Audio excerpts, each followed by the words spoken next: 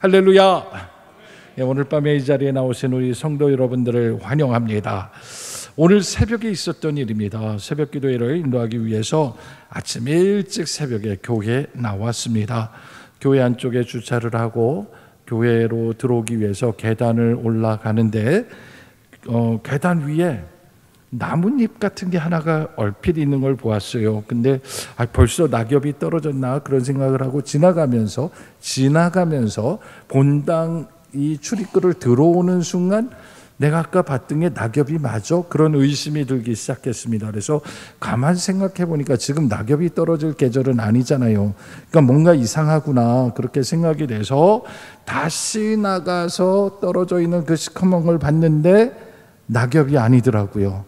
뭔가 정체불명의 이상한 덩어리가 하나 이렇게 딱 떨어져 있는데 느낌이 이상한 거예요. 느낌이. 그래서 제가 친교실에 가서 휴지를 띄어다가 그것을 집어내기 시작하는 순간 정체를 알게 됐죠. 개똥이었습니다. 교회 들어오는 입구에 개똥을 제가 본 거죠. 그래서 그것을 치우면서 생각해 봤어요. 아마 교회 주변에 개나 고양이가 새벽이나 밤에 와서 여기다가 일을 본 것 같구나 하고 생각했다가 그러면 또 고양이가 억울해지죠. 왜냐하면 고양이는 절대로 아무데나 일을 안 보잖아요. 고양이는 어디든지 아주 그 은밀한 데서 땅을 파고 일 보고 덮고 그런다고 제가 들었거든요. 그러니까 고양이는 아닐 것 같고 그럼 개다. 그러면 개면 주인이 끌고 온 개겠어요? 주인이 끌고 오지 않은 개겠어요? 주인이 끌고 온 개라면 문제가 심각하죠. 왜냐하면 주인이 그걸 봤으면 치워야죠. 그런데 주인이 끌고 온 개가 아니니까 그랬겠지. 그렇게 생각하면서 그것을 제가 깨끗하게 닦아내고 그리고 들어와서 새벽 말씀을 묵상하는데 너무 감사한 거예요. 왜 감사냐? 제가 발견했잖아요. 제가 치웠잖아요. 제가 안 치웠으면 새벽에 오는 분들 다 밟았을 거예요. 그러면 그 밟은 발로 본당을 다 돌아다닐 거고 그러면 우리 정성철 관리 집사님이 쫓아다니면서 그거 다 닦아야 되고 카펫은 다 청소해야 되고 그런 놀라운 일이 벌어질 뻔했는데 하나님께서 제가 보게 하셨고 제 마음을 움직여서 발걸음을 돌이켜서 가서 깨끗하게 닦아나게 하셨어요. 할렐루야. 사랑하는 속초중앙교회 성도 여러분, 이런 일은 누구에게나 일어날 수 있고 앞으로 이 땅에 개를 키우는 가정이 늘어나면 더 많이 일어날 수 있는 일이라고 생각해요. 중요한 건 누구든지 먼저 발견한 사람이 치워주는 거예요. 저는 그게 교회라고 생각합니다. 만약에 누가 그것을 치우지 않고 누가 치우나 지켜보자 하다가 누가 밟고 온 교회를 덕지덕지 그렇게 다니면 거 봐라 내가 이럴 줄 알았다 하는 게 옳겠습니까? 아니면 사랑하는 마음으로 교회를 사랑하는 마음으로 먼저 치우는 게 옳겠습니까? 저는 우리 속초중앙교회 성도 여러분들은 누구든지 먼저 땅에 떨어진 뭔가를 발견했으면 치우든가 버리든가 그렇게 깨끗하게 교회를 유지하고 그런 자세로 우리 사회를 깨끗하게 하고 우리 집안을 깨끗하게 하는 성도가 되기를 주님의 이름으로 축원합니다. 그런 의미에서 옆에 계신 분과 오늘 이렇게 인사하고 시작하겠습니다. 먼저 발견한 사람이 치우겠습니다. 여러분, 먼저 발견한 사람이 치우는 역사가 우리 교회 가운데 있기를 주님의 이름으로 축원합니다. 자, 오늘 신명기 강해 설교 47번째 시간입니다. 신명기 26장 1절로 19절의 말씀으로 택하신 곳에서 경배하라 라는 제목으로 복음 증거하도록 하겠습니다. 오늘 본문 말씀 신명기 26장은 이제 40년 동안의 광야 생활을 마치고 이제 곧 요단강을 건너 가는 이 가나안 땅에 들어가게 되면 하나님께서는 이스라엘 백성에게 아무 데서나 예배 드리지 말고 하나님이 택하신 곳, 하나님이 정하신 곳 그곳에서 하나님께 경배를 드리라고 말씀하고 계시는 거예요. 오늘 이 시대도 사실은 이 말씀이 그대로 저는 적용된다라고 생각해요. 지금 우리가 다 속초에 살고 있지만 이 가운데 또 어떤 분들은 직장이나 사업이나 어떤 문제로 인해서 타 지역으로 이사를 가시는 경우도 있을 거예요. 우리 교회에서도 1년에 여러 가정이 직장에서 발령을 받게 되거나 여러 가지 이유로 타 지역으로 이사 가는 경우가 여러 번 있는 것을 보게 되었습니다. 이사를 갈 때 어느 지역으로 가느냐 중요하지요. 그런데 그만큼 또 중요한 게 있습니다. 내가 거기에 가면 어느 교회 나가서 예배를 드릴 거냐. 이게 우리 그리스도인들에게는 정말 중요한 문제예요. 그래서 우리는 이사 가는 분들하고 교구 목사님들이 작별하면서 같이 신방하면서 어느 지역으로 가는지 면밀하게 얘기를 듣고, 그쪽에서 우리가 추천할 만한 교회가 있으면 집에서 이런 교회가 가깝고 믿을 만한 교회고 건강한 교회니까 이 중에서 한번 가시면 좋을 것 같아요, 이렇게 추천을 우리가 하기도 합니다. 그러면 또 반대로 다른 지역에 사시다가 어떤 이유로든 우리 속초로 이사 오시는 분들이 있겠죠. 발령이 났거나 직장 문제로, 자녀 문제로 속초에 오는 분들도 대개는 똑같은 고민을 한다는 거죠. 여기 와서 어느 교회를 내가 마음 놓고 다닐 수 있을까? 대부분이 다 고민을 하고 계세요. 그래서 요즘 제가 새가족 신방을 갈 때마다 다 물어봅니다. 여기 속초 이사 오신 분들에게 어떻게 속초중앙교회를 알게 됐으며 어떤 이유로 속초중앙교회를 선택하게 됐는지를 좀 얘기해 주시면 좋겠어요, 이런 얘기를 하거든요. 근데 그분들이 대개 오실 때 추천을 받아서 오는 분들도 간혹 계시지만 대부분은 속초 안에 교회는 많이 있지만 어느 교회가 어느 교회인지 잘 모르고 오세요.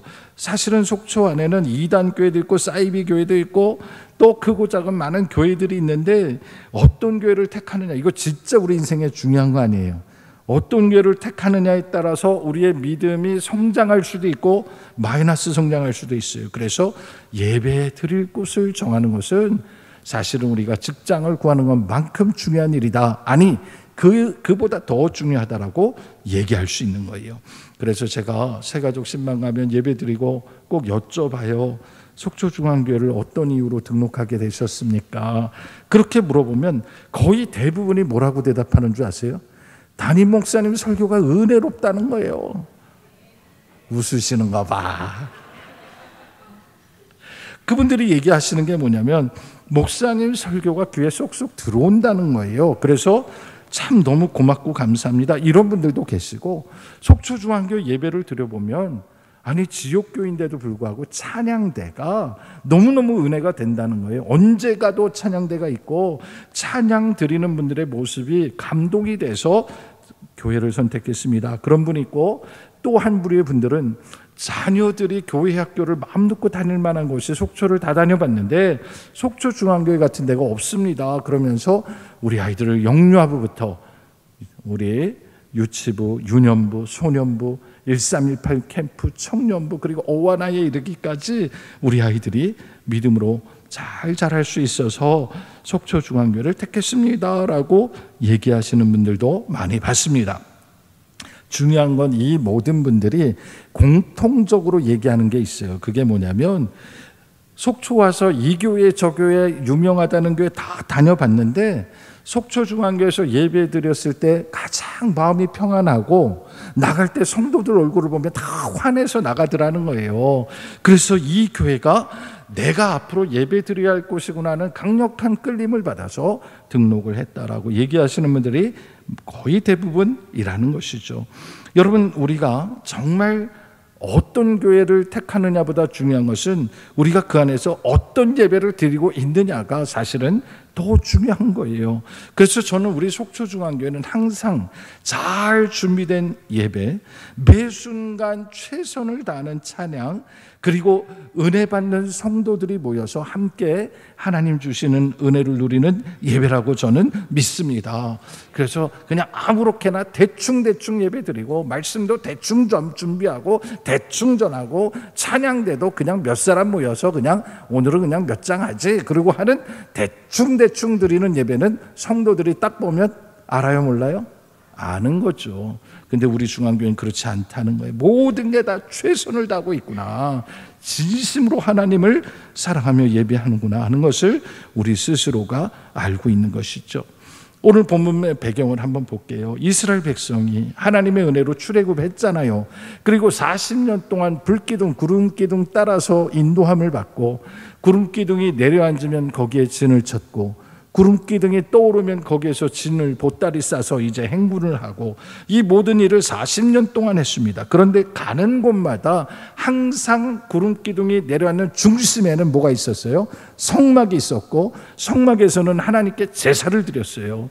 하나님의 은혜가 있었어요. 그래서 우리 모든 공동체의 중심에는 하나님이 계심을 바라보며 이 성막을 중심으로 12지파가 동서남북의 3지파씩 하나님이 정하신 방향대로 그들이 진을 짓고 그리고 출발하는 일들을 해왔다라는 것이죠. 그래서 하나님께 감사할 뿐 아니라 하나님의 인도하심으로 여기까지 온 거예요. 그런데 문제는 얼마 후가 되면 요단강을 건너갈 거예요. 요단강을 건너가면 성막을 중심으로 12지파가 다 광야에 모여 살았는데 이제는 전국으로 다 흩어지는 거예요. 가나안 땅을 정복하기 위해서 여러 해 전쟁을 하게 될 것이고 전쟁이 끝나고 땅을 지파별로 분배하게 되면은 지금처럼 성막 중심으로 다 같이 모여 사는 게 아니라 전국 각 지파로 지역으로 다 흩어져서 거기에서 농사 짓고 거기에서 목축하고 거기에서 먹고 살고 그런 안정된 생활을 하나님이 약속하신 거예요. 근데 문제는 12지파가 이제 다 흩어져 살기 시작하면 성막 중심으로 모이던 그 생활을 더 이상 할 수 없게 된다라는 문제가 있는 것이죠. 그래서 성막 중심으로 살 때는 제사장이 은나팔을 들고 나서 불면 이 소리를 들으면 모이라는 소리구나, 이제 출발 준비하라는 소리구나, 진격하라는 소리구나, 어디 있어도 나팔 소리가 다 들렸어요. 그러나 이제 이 광야에서 가나안 땅으로 들어가게 되면 저 북쪽에서부터 저 남쪽까지 그 거리가 거의 400km 이상 되는데 나팔 소리가 들릴 리가 없는 거죠. 그러면 거기 들어가서는 어떻게 제사를 드리고 어떻게 하나님 앞에 예배를 해야 하는지 고민이 될 수밖에 없다라는 거죠. 그래서 오늘 주신 말씀 1절과 2절을 보면 상황이 이렇게 발달하게 됩니다. 1절 2절입니다. 제가 읽어드릴게요. 내 하나님 여호와께서 내게 기업으로 주어 차지하실 땅, 어느 땅이에요? 가나안 땅에 내가 들어가서 그 가나안 땅에 거주하게 되면 그때에 내 하나님 여호와께서 내게 주신 땅에서 그 토지의 모든 소산의 무엇을, 만물을, 거기에 동그라미를 치세요. 그 토지 소산의 만물을 거둔 후에 그것을 가져다가 광주리에 담고 내 하나님 여호와께서 그의 이름을 두시려고 뭐한 곳, 뭐하신 곳, 택하신 곳에 동그라미를 치시기 바랍니다. 그곳으로 그것을 가지고 가서, 그렇게 얘기했어요. 그래서 먼저 우리가 하나님이 허락하신 그 땅에서 토지소산의 만물을 거둔다는 게 도대체 무슨 뜻이냐, 이것을 먼저 정확하게 알았으면 좋겠어요. 여기서 말하는 만물이 뭡니까? 만물. 어떻게 하셨어요? 우리말로 접두어 맛이라는 것은 첫째를 얘기하는 거예요. 그러니까 첫째를 맛이라고 얘기하고, 이해하셨죠? 바로 그 맛을 얘기하는 건데 이 만물은 첫 열매를 얘기해요. 히브리어는 레시트라고 얘기해요. 레시트라는 말이 성경에서 제일 첫 번째 단어라는 거 아세요?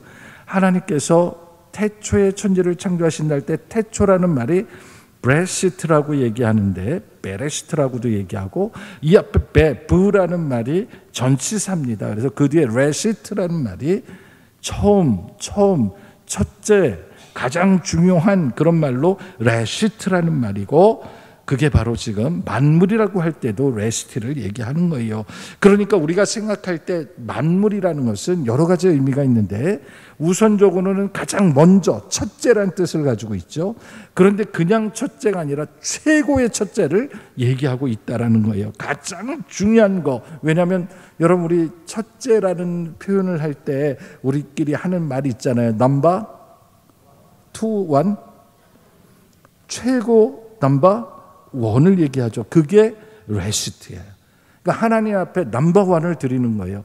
하나님 앞에요, 우리가 드릴 때에 하찮은 걸 드리는 게 아니에요. 첫째 만물이 중요한 거는 그게 넘버 1이기 때문에, 중요하기 때문에 하나님께 드린다라는 것이에요. 물론 하나님께 드리는 때는 다 다르죠. 왜? 나무의 열매가 결실하는 계절이 다 다르잖아요. 어떤 나무는 봄에, 어떤 나무는 여름에, 어떤 나무는 가을에 결실할 수 있죠. 중요한 걸 결실할 때마다 그 첫물, 가장 중요한 걸 거두게 되면 그것을 누구에게로 가져가라고요? 하나님께로 그것을 광주리에 담아 가지고 가서 제사를 드리라는 거예요. 왜 그렇습니까?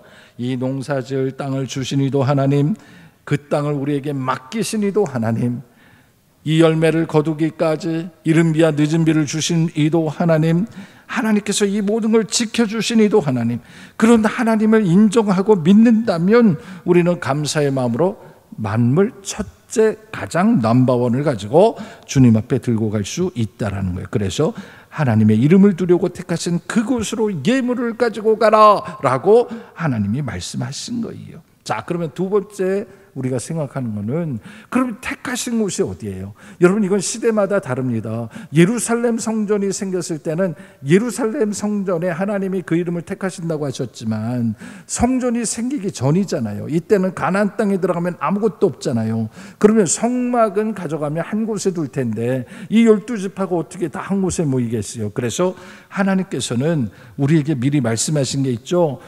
이 요단강 넘어가기 전에 이쪽에 2지파 반에게 땅을 나눠주고 건너가면 나머지 지파 9지파 반에게 땅을 주면서 이 요단 동편에도 우리가 도피성이라고 얘기하는 성을 3개를 주셨고 건너편에도 3개를 주셨는데 그 위치를 보면 어느 지파 어디에 있든 가까이 갈 수 있는 적당한 거리를 두고 6개의 도시를 주셨던 거 기억할 거예요. 기억나시죠?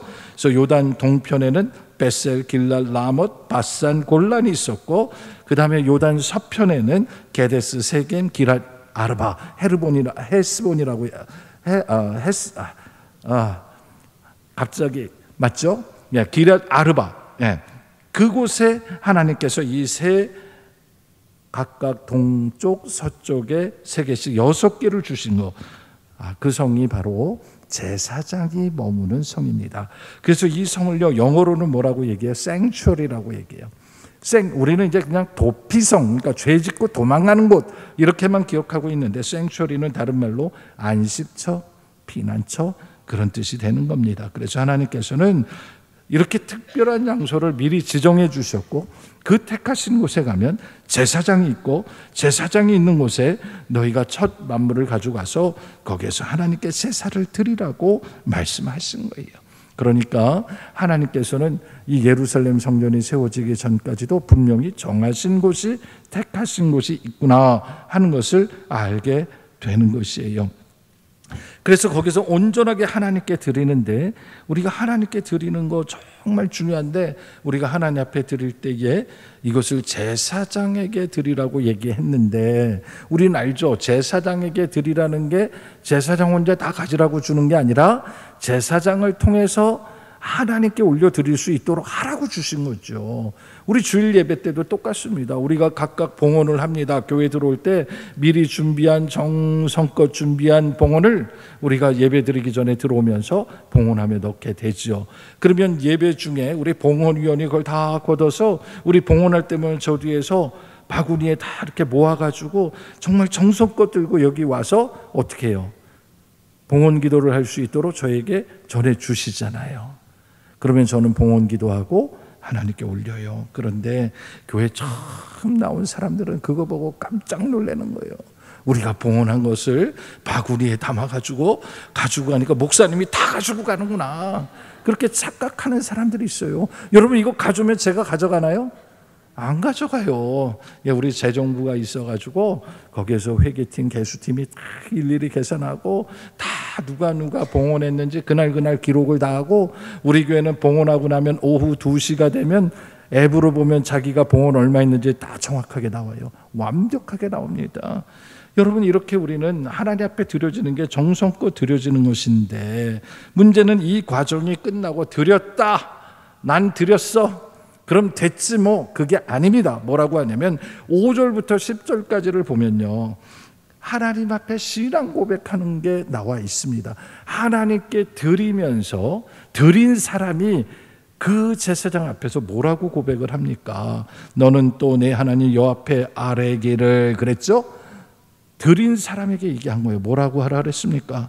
먼저는 우리 조상은 방랑하는 아람 사람이었습니다 라고 고백하라는 거예요. 여러분, 이 얘기가 무슨 뜻입니까? 우리의 조상, 우리의 조상 아브라함 때부터 시작해서 요셉에 이르기까지 그 모든 우리의 믿음의 조상들, 이 사람들이 거처도 없이 여기저기 떠돌아다니던 아람 사람이었습니다 라고 얘기하라는 거예요. 여러분, 사실은 이것은 굉장히 부끄러운 고백일 수 있거든요. 여기저기 떠돌아다니는 사람이었습니다라는 고백이 쉽습니까? 우리는 우리의 조상들을 어떻게 해서든지 위대하게 보이고 어떻게 하든지 대단하게 보이고 능력자로 보이게 하려고 자녀들에게 설명하지요. 그런데 하나님께서는 우리 조상이 별 볼 일 없는 방랑하는 아람 사람이었습니다라고 먼저 고백하라고 얘기를 합니다. 왜 그럴까요? 우리는 사람들 앞에서 우리의 부끄러웠던 과거를 드러내기를 원치 않아요. 그런데 하나님은 정직한 걸 원하시는 거예요. 그래서 내 뿌리가 어디로부터 시작됐는지를 먼저 얘기하게 하고, 두 번째는 그 조상들이 애굽에 내려가서 소수민족으로 거류했었습니다라고 얘기하라는 거예요. 이건 사실 더 부끄러운 얘기거든요. 왜냐하면 우리 그 방랑하던 아람 사람들이 기근을 만나가지고 먹을 게 없어서 가난해서 어쩔 수 없이, 그리고 요셉이 총리가 되는 덕분에 애굽에 내려가서 거기에서 소수민족으로 살아갔다는 거예요. 여러분, 이 소수민족 분명하게 성경에 나와 있죠. 소수민족은 어디를 가나 인정받지 못하는, 손가락질 받는 그런 민족인데 우리 조상들은 그런 불쌍한 사람들이었어요 라고 세 번째로 얘기하라는 겁니다. 그런데 하나님께서 세 번째는 애굽에서 크고 강한 민족이 되게 하셨습니다. 이것을 우리가 기억하면서, 그런데 우리가 크고 강해졌더니 애굽 사람들이 우리를 괴롭히고 우리로 하여금 아주 괴로운데 아주 힘들게 만들어서 우리가 거기에 노예 종살이하는 사람으로 전락했습니다. 이것까지도 인정하라는 거예요. 다 인정해라. 너희들이 세상 가운데서 성공한 것만 얘기하지 말고 실패했던 것도 얘기하고 부끄러웠던 과거도 다 얘기하라는 거예요. 그래서 네 번째는 뭐냐면, 그 바닥에 떨어졌을 때 우리 조상들이 하나님께 막 부르짖고 간구하고 기도했더니 하나님이 우리의 기도를 들어주시고 우리를 애굽에서 인도하여 내셔서 오늘 여기까지 왔습니다라고 그 하나님을 기억하라는 거예요. 비록 이들이 광야를 떠나서 요단강 건너 이제는 이 건너편의 땅에 정착하게 된다 할지라도 가나안 땅에서도 그 당시의 일을 기억하고 자녀들에게 계속 얘기하라는 거예요. 그리고 마지막 다섯 번째, 여섯 번째가, 그래서 우리가 이 젖과 꿀이 흐르는 땅을 차지하게 됐다. 지금은 아직 차지하지 않았죠. 그런데 앞으로 그 땅에 가서 거기에서 열매를 맺을 때는 이미 차지할 때니까 그 땅을 하나님이 우리에게 주셨다. 그래서 마지막으로 주님께서 주신 이 토지에서 첫 소산을 얻어서 당연히 하나님께 드리러 왔습니다. 그렇게 고백하라는 것이죠. 여러분, 우리가 하나님 앞에 우리가 어디로부터 왔고 우리가 지금 어디로 가고 있고 어떻게 설계됐는지를 우리가 하나님 앞에 고백하는 것. 그래서 하나님께 드릴 때에, 하나님, 우리가 옛날에 사업에 실패하고 어렵고 힘들 때, 정말 월세도 못 내고 힘들어할 때, 우리 그런 시절이 있었는데 하나님께서 우리를 여기까지 인도하셔서 이제는 이렇게 넉넉하게 하나님 드릴 수 있게 하셨습니다. 난 그 하나님을 잊을 수가 없어요. 하나님을 찬양합니다 하고 하나님께 이 역사를 돌아보고 드리라는 것입니다. 이것이 바로 우리가 가나안 땅에 들어가서 농사짓고 만물을 소산으로 얻을 때 해야 할 일이라고 말씀하는 거예요. 이 말씀을 가슴에 새기시고, 여러분, 우리의 지나온 과거를 돌아보면서 힘들고 어려운 때 있었지만 지금까지 함께 하시고 지금까지 은혜 주신 하나님, 그 하나님께 우리의 입술로 고백하며 찬양하는 저와 여러분이 되기를 주님의 이름으로 축원합니다.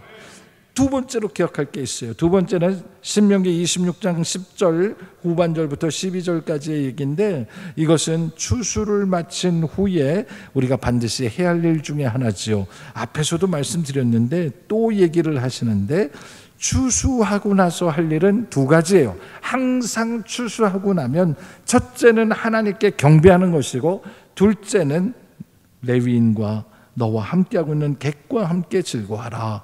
약자들과 즐거워하라고 말씀하시는 거예요.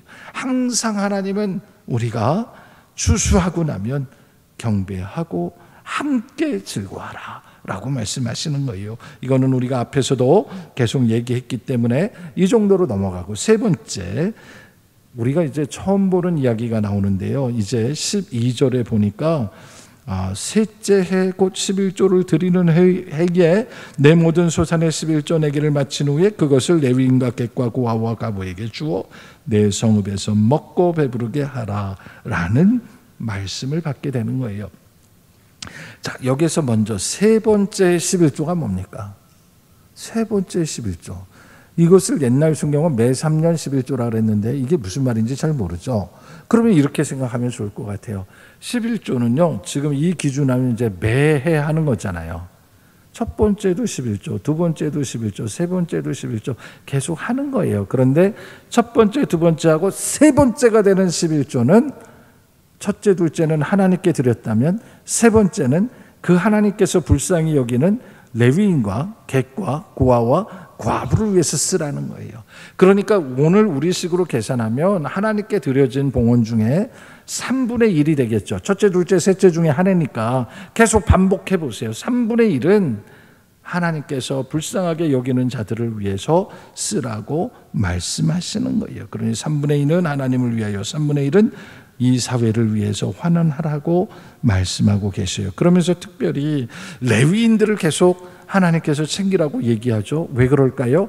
레위인은 다른 지파와 달리 가나안 땅에 들어가도 그 땅을 지파로 분배받지 못하는 사람이에요. 레위인들은 하나님께 제사 드리는, 하나님을 기업으로 얻은 자들이기 때문에 그들은 제사장의 역할을 감당하며 이렇게 하나님께서 주시는 이 공물을 통해서 살 수밖에 없는 사람들이기 때문에 그들에게 하나님께서 여러 번 드려야 할 때를 말씀하시는데, 그 중에 하나가 매 3년째 되는 해에 11조를 나누라는 거예요.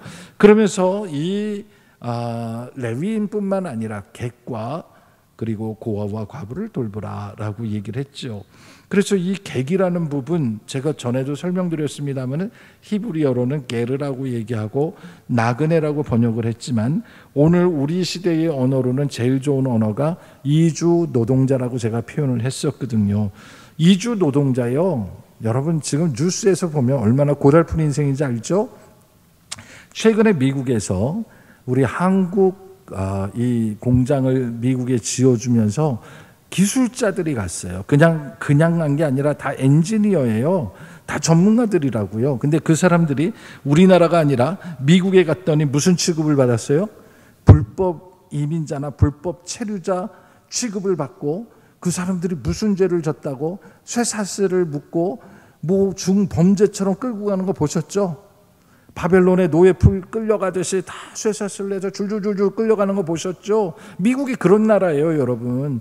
여러분, 어느 나라건 간에 그게 자기가 태어난 나라, 자기가 자란 나라가 아니면 그 나라에서 어떤 불이익을 당해도 말 못하는 게 그게 여기서 말하는 객의 입장이 되는 거예요. 그러니 그 한국 노동자들, 아니 제가 볼 때 노동자가 아니라 다 전문 기술자들이에요. 엔지니어들. 그분들은 진짜 미국까지 출장 간 사람들이에요. 그렇죠? 미국이 비자를 제대로 안 내줘서 지금 문제가 된 것뿐인데 거기 건너가가지고 이렇게 망신을 당하게 만들고 불법 이민자같이 취급받고 범죄자 취급하고 그래서 쫓겨나는 추모를 당하게 만들고, 결국 이게 어디가 나중에 손해를 보는지는 하나님이 보여주실 거예요. 근데 중요한 거는 그렇게 쫓아낸 사람들이 다 백인이거든요. 미국이 원래 백인 겁니까? 아니죠. 백인도 다 유럽에서 넘어온 사람들이에요. 이 사람들도 한때는 이 미국에 살면서 이민자로서 많은 어려움과 고난을 겪었던 사람들이에요. 그래서 기독교적 정신으로 그들은 이민자들에 대해 다른 어떤 나라들보다도 포용적이었고 이해하고 자기 나라에 해를 끼치지 않으면 그렇게 막 비인간적으로 잡아놓고 그러지 않았거든요. 그런데 지금 이런 일이 벌어진 것은 지금 이 시대에 정말 그리스도인의 모습이 뭔가를 우리로 하여금 보게 하시는 거죠. 그래서 이 땅에는 이주 노동자들, 외국에서 와서 일하는 사람들은 정말 우리가 긍휼히 여기고 봐야 되는 거예요. 여러분, 저 평창에서 농사 짓는데 필리핀 언니들 많이 와 있는 거 알죠? 필리핀 언니들 만나서 얘기하면 다 대학 졸업했어요. 그 나라에서는 다 인정받고 그런 사람인데 우리나라가 임금이 비싸니까 일해보겠다고 왔는데 여기 오니까 어떻게 대접을 해요? 외국인 노동자들을 정말 말도 안 되는 데서 먹이고 재우고 하면서 일하는, 이것은 진짜로 하나님 보시기에 옳은 게 아니라는 사실을 우리가 성경을 통해서 알고 우리 사회를 바꿔 나가야 한다라는 거죠. 마찬가지로 고아와 과부도 마찬가지죠. 고아와 과부 늘 얘기한 것처럼 경제권을 상실한 사람들입니다. 스스로 일어날 힘과 능력이 없는 사회이지요. 그러니 이 사람들이 일어날 수 있도록 도와야 하는 것, 그게 바로 하나님 나라의 공동체의 사명이라는 것이죠. 그래서 하나님은 모세를 통해서 너희들도 누구든지 고아가 될 수 있고 누구든지 과부가 될 수 있다는 것을 기억하고, 우리 가운데 누가 만약 어려움을 당하면 우리가 힘을 모아 도와야 한다, 그게 하나님의 뜻이다라는 것을 신명기를 통해서 말씀하신 거예요. 그래서 우리는 이 사회를 바라보면서 왜 예수님이 내 이웃을 내 몸과 같이 사랑하라고 하셨는지는, 이것이 율법의 본 뜻을 알게 되면 우리는 예수님이 이렇게 하나님의 말씀대로 말씀하셨구나 하는 것을 알게 되는 것이죠. 그래서 우리는 이 본문 말씀 13절부터 15절까지 이렇게 하나님께서 주시는 은혜를 매 3년마다 그 11조를 사회적 약자를 위해서 흘려보내고 어려운 사람 위해 흘려보내면 내가 하나님 약속 기억했고 내가 이 예물을 허튼 데 쓰지 않았고 잘못 쓰지 않았고 이런 얘기 다 하는데 결론이 뭐냐? 15절이에요. 마지막 15절 읽어볼게요. 시작. 원하건대 주의 거룩한 처소 하늘에서 보시고 주의 백성 이스라엘에게 복을 주시며 우리 조상들에게 맹세하여 우리에게 주신 젖과 꿀이 흐르는 땅에 복을 내리소서 할지니라. 아멘. 그러니까 하나님이 말씀하신 거 우리가 기억해서 그 돈을 함부로 쓰지 않고 하나님 뜻대로 썼습니다라고 얘기하면서 결론은 뭐냐면, 그러니 하나님, 우리가 하나님의 말씀을 기억하고 말씀에 순종했으니 하늘에서 우리를 보시고 우리 이스라엘 가운데 복을 내려 주시옵소서라는 거예요. 여러분, 이 말을 하기도 전에 하나님은 이미 복 주시는 하나님이심을 믿으시기 바랍니다. 하나님은 하나님의 뜻대로 하나님 말씀대로 합한 대로 사는 자들에게는 복을 주시는 하나님이신 줄로 믿으시기 바랍니다. 자, 그러면 하나님의 뜻이 뭔지 이제 우리 신명기를 통해 알았어요. 그러면 어떻게 살아야 되느냐? 16절입니다. 오늘 내 하나님 여호와께서 이 규례와 법도를 행하라고 너에게 어떻게 하셨다고요? 이렇게 하면 좋겠어 하고 권면하신 거 아니에요. 어떻게 했다고요? 명령하셨어요. 반드시 그렇게 하라고 말씀하신 거예요. 그러니까 너희는 어떻게 해야 되냐면, 너희 무엇을 다하고? 하나님의 말씀은요, 우리가 듣고 지킬 때 그냥 안 됩니다. 마음을 다하고 또 무엇을 다하고? 뜻을 다하여 지켜 행하라 했어요. 하나님을 사랑할 때 마음을 다하고 뜻을 다하고 힘을 다하여 사랑하듯이 하나님의 말씀을 실천할 때도 그렇게 우리는 마음을 다하고 힘을 다해야지만 우리가 그렇게 할 수 있다라는 것이죠. 이거 어떻게 가능한가? 하나님을 하나님 되게 인정할 때만 가능한 거예요. 그래서 오늘 17절 말씀에 말씀합니다. 네가 오늘 여호와를 무엇으로 인정하고? 여호와를 내 하나님으로 인정하고 또 그 도를 행하고 그의 규례와 명령과 법도를 지키며 그의 소리를 들으면 어떻게 되느냐? 하나님께서 너를 보배로운 백성이 되게 한다는 거예요. 여러분, 하나님 앞에 다 보배로운 백성 되기를 주님의 이름으로 축원합니다. 물론 하나님 앞에 우리 다 귀한 존재고 다 사랑받겠죠. 그런데 보배로운 존재는 또 있어요. 하나님이 정말 귀하게 여기시고 하나님께서 쓰시는 그런 가정, 그런 사람들이 있다니까요. 그래서 이 사람들을 향해서 뭐라고 말씀하시냐면, 말씀하신 대로 19절, 그런즉 여호와께서 너를 그 지으신 모든 민족 위에 뛰어나게 하사, 모든 민족 위에 어떻게 한다고요? 뛰어나게 하신다 그랬어요. 하나님의 말씀을 듣고 그 명령을 순종하는 보배로운 백성이 되면 모든 민족 위에 뛰어나게 하고 찬송과 명예와 영광을 삼으신다 그랬어요. 저는 이 말씀 들을 때 정말 요즘은 소름이 끼쳐요. 왜? 찬송으로 삼으신다 그랬는데 요즘 외국 사람들이 K-팝을 하면서 한국 노래를 찬송처럼 막 불러요. 그리고 한국 사람들을 보면 대단하게 보고 한국말을 배우고 지금 있을 수 없는 일이 일어나고 있다니까요. 그러면서 마지막에 뭐라고 하셨어요?